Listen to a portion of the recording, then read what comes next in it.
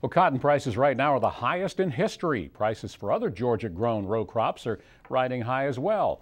And according to UGA farm economists, the high ride could last well into next year. Here is the University of Georgia's Brad Haire with the story.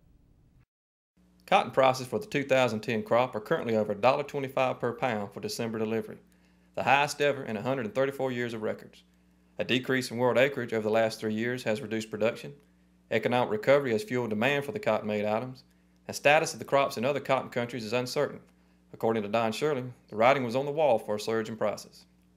Demand side is growing very well, and the supply side, even though we increased acreage this year, has yet to catch up with it. So that really set the stage for higher prices. The supply-demand situation that's really developed over the past 2 or 3 years. But most farmers won't get the record prices for this year's crop. Most contracted their cotton in winter or spring. At that time, prices were 40 cents to 45 cents per pound lower than they are now. Most cotton was sold, contracted at a fixed price back last winter, spring, earlier this summer.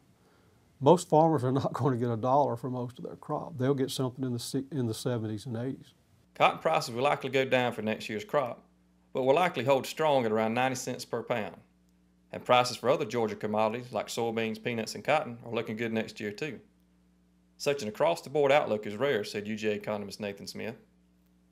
We could see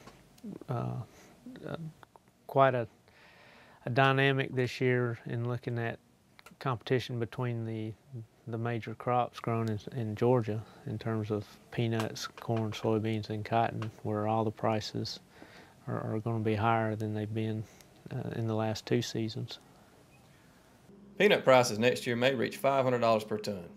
Corn can jump as high as $5.25 a bushel, and soybeans could reach $11 per bushel. Though prices look good, the cost to make the crop doesn't, Smith said. Energy prices and seed costs will climb.